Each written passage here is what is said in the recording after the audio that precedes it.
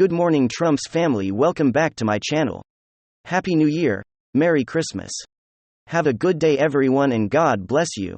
Alright, without further ado, let's get into the news this Monday morning. Times Can Donald Trump run for president? Have charged and convicted of removing official records. PolitiFact. The Constitution's list of criteria to run for president mentions only age, citizenship, and residency. There is no mention of criminal charges or convictions. Then there's an article in The Conversation: even if the January referrals turn into criminal charges or convictions, Trump will still be able to run in 2024 and serve as president. And so they can't stop him. No matter what they do, they cannot stop. They can only hope to ruin him politically. Now, the issue is there a precedent for what he did in terms of classified data? Well, Clinton made a mockery with servers, a mockery of the handling of classified data with servers, siphoning top-secret intel outside the U.S. government. Okay, nobody knows how Clinton was able to transfer top-secret and special access program intelligence outside the U.S. government from secure locations. But it happened. And of course, it was a national security risk beyond. It was the greatest cybersecurity risk of all time. I think Hillary will be the 2024 nominee for the Democratic Party. I pray every day that happens. I think it'd be fantastic. For a number of reasons. But anyway, obviously, I'd vote for Trump or DeSantis. Trump was my first choice. But he cannot be prevented from running. The Constitution does not prevent him at all. He's not going to be charged for January. He didn't compel anyone, tell anyone to commit crimes. With Trump, they create this fact that they fabricate this illusion, this fantasy, this caricature of the embodiment of everything wrong in humanity. And they accuse him of things with these absurd leaps of logic. Oh, his words. He didn't stop the mayhem. Will Democrats stop the mayhem all that summer?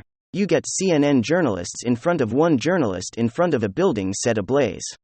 So it's fiery, but mostly peaceful, you know. And I agree with why people were demonstrating that summer. I do agree with the cause. I support the cause. But I don't support $1 to $2 billion in property damage. In 19 lives lost and 14,000 arrests and endless clashes between law enforcement and people who are not peaceful. But see, again, you have to understand, he'll still be up in polls. Trump will still manage to get over 70 million Americans to choose him over Biden or Clinton or any other Democrat. Why? Because everyone on the planet, even Democrats, know that they're simply going after him to torment him for political purposes. They don't care about democracy. They're actually changing their primary because they're so tired of railroading Bernie Sanders every 4 years. So they did in 2016. They did it 2 years ago. He's going to win Iowa. Every single time he'll win the first 3 contests. It was like Iowa, New Hampshire, and Nevada. He'll win all those first 3 without him being railroaded. And so they can't have that happen. So these people in 2016, we know they didn't even have a functioning primary. If they pontificate about democracy, biggest, most disingenuous hypocrites of all time, many, not all. And no matter what they do, they cannot prevent Trump from running again. They can bar or ban him, they can indict him if they want, it's not really gonna matter. Because at the end of the day, it'll probably make him more popular. I will say this. And I support Donald Trump. I voted for him. I will say this: if he doesn't regain what he was able to achieve in 2015. If he had patience, for an apoplectic, hysterical, combative media. He had patience for them. If he lacks the patience now, that's the issue here. And it's understandable he would lack patience, that he would be tired. And fatigue of just dealing with people that want to torment him, take him down, are basically extensions of the Democratic Party.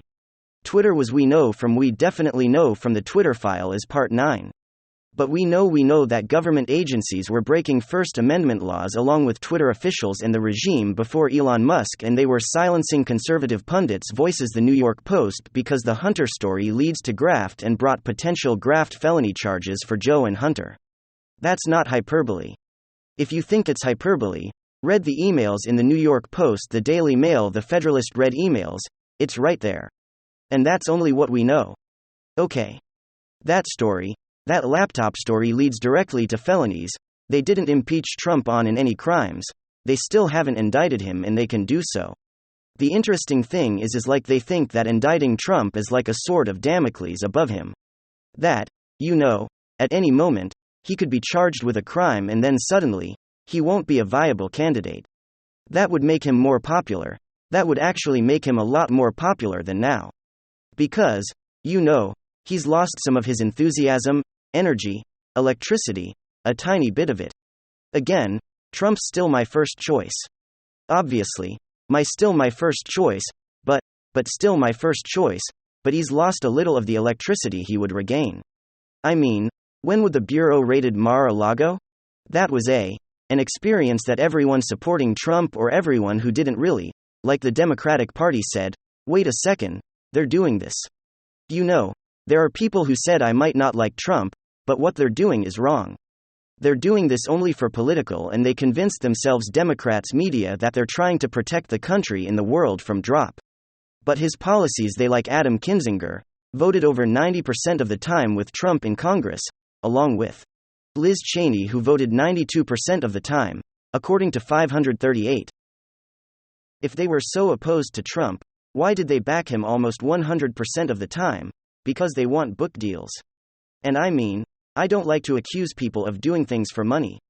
Giving these people have accused me of that. I'm like, no, there's less money going from Bernie Sanders to Trump and there's a lot more money sticking on the left, and pretending to like, despise Trump and all of that. It's like now he was a good president in terms of policies, in terms of communication, different story. There could be some issues there. And if he just addresses those issues, he'd be unstoppable. Mainly the Arizona and Georgia Republican parties, he has to make peace with them. And honestly, like it would behoove Elon Musk or Trump to buy the Washington Post, which Michael Bloomberg might want to buy now. And then, from Donald Trump to Joe Biden wasn't just going from Republican president to Democrat, from Geodis to sleepy creepy vegetable, Brandon. It was, and I guess it is, a serious philosophical shift to complete polar opposites. And what I'm specifically referring to is going from America first to America last, and you might think that's hyperbole. America last, all right. Sure. But I mean, policy-wise, that's certainly how it feels. Everybody else's problems come first, Americans last, and boy, do we have the perfect example to pile on here. To add insult to injury, we've named countless different issues American citizens continue to struggle, especially as the economy is slowing down on a month-by-month basis. It gets worse and worse every single month as the Fed continues to increase interest rates, purposely slowing down the economy. Meanwhile, the Democrats are focused on salmon preservation or conservation and sending $50 billion to Ukraine. If that wasn't bad enough, now the Biden regime just essentially gave the National Guard a big foo right before Christmas by delaying their paychecks. Meanwhile, sending $50 billion to Ukraine. Let me update you guys on what's going on as the president continues to backstab his voters and of course continues to backstab American citizens. We got some stuff to get into. So let's roll the tape. Alright, friends. So take a look at this headline right over here. Disgraceful Biden regime delays paychecks to National Guard members for Christmas after announcing another $45 billion giveaway to Ukraine. Earlier this week, Senate Republicans under the leadership of Mitch McConnell came to an agreement with Democrats on a $1.7 billion spending bill to avoid a government shutdown. The bill gives another $44.9 billion to Ukraine where it disappears into the ether. According to Roll Call, the package includes $858 billion in defense spending, nearly 10% increase over the previous fiscal year, and $787 billion in non-defense spending, close to an 8% increase. It would also provide roughly $85 billion in supplemental funding to Ukraine and disaster relief. But despite the price tag, the bill does not secure the open U.S. border with Mexico. In fact, the Biden administration is spending money currently fighting with Arizona to stop them from building their own wall using shipping containers. But that's another story entirely. The point is they're actually spending money to make the border less secure. But let's continue on with the article. The bill does little to help working Americans or their families. National Guard members were informed this week that their check will not come until after Christmas via the post-millennial Hello Gents. If you have been tracking the pay issue that has been plaguing the unit and the division as well, the info is from CSM. Good afternoon, CSM. You're probably already tracking their pay issues. Many soldiers were due pay today. They received LDS but did not receive the funds. Here's what we know: the issue seems to be at DFAS and is related to the CRNGB was not made aware of the issue or decision prior to today. NGB is currently working the issue. We would hope the issue was rectified today or tomorrow. This is unfortunate and it can cause serious issues and aggravation across the formation, which are understandable, especially 2 days before Christmas. I think the messaging is important, that it's understood the issues are at the highest levels and everyone in the division and state are pushing for immediate resolution. This is a message from BDECSM, and so one word: priorities. I mean, again, a total slap in the face is the same thing I always say, whether it's the student loan issue, people voting for Biden expecting one thing then getting a nice little slap in the face from old Sleepy Joe, or whether we're talking about railroad union workers asking for paid sick leave. Joe Biden for months went on and on about how pro-union he was and how he was always going to take the side of the union workers, then a nice little geriatric grandpa Sleepy Cornpub Joe slap in the face to union workers. Again, another betrayal. And then here we go. American citizens, patriots expecting pay in the National Guard aren't going to get their paycheck till after Christmas. You know, a lot of these individuals are relying on that paycheck to be able to buy gifts for their children and family. Some of these individuals are probably banking on that check to be able to travel in the first place and go see their family, but they just got shafted by the Biden regime, which might have been an acceptable situation. If there's an actual issue with the payment system, there's just an accounting problem. And you knew that the Biden administration was making it their utmost priority to do something, read about it, and allocate funds to solving the problem. But that, of course, is not what's going on the Biden administration. These Democrat goons are focused on wartime propaganda. They're focused on propping up Volodymyr Zelensky as some sort of wartime superhero, a globalist leader of the people, a celebrity, are focused on handing him an open check, as many billions as he needs for as long as he needs it until they accomplish their goal. By the way, their goal is to achieve regime change in Russia, Volodymyr Zelensky, making that goal very clear on multiple occasions on the record. In other words, the war's probably going to last for friggin' ever. It really, if we're just talking about the slap in the face. It's just the timing of it all. It's the issue of priorities. Democrat priorities are not domestic, they're foreign globalist priorities. They're more focused on the elitist globalist dream than they are in the American citizens. And this shows it. In fact, all their actions show it, and of course their not actions show it as well. The non-action on the border is a perfect example, prioritizing the economic dreams of foreigners ahead of the economic stability of American citizens.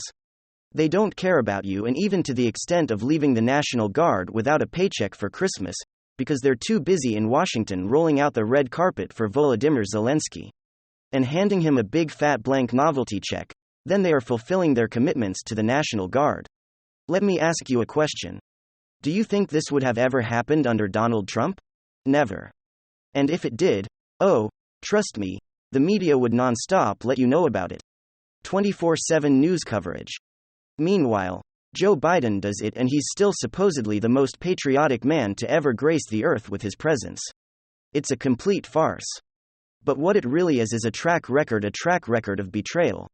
And there's really no excuses here. To leave individuals who are selflessly dedicating their service to the country hanging on Christmas is unacceptable.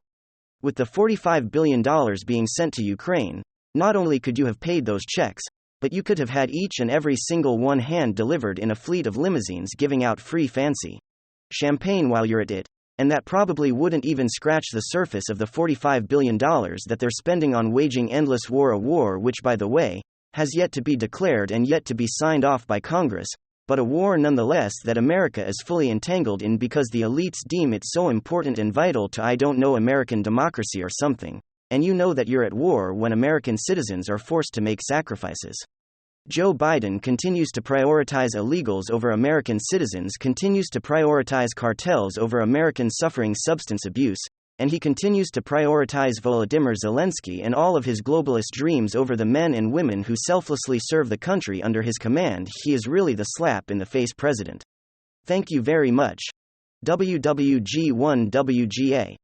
Give me your thoughts below and hit subscribe. See you again.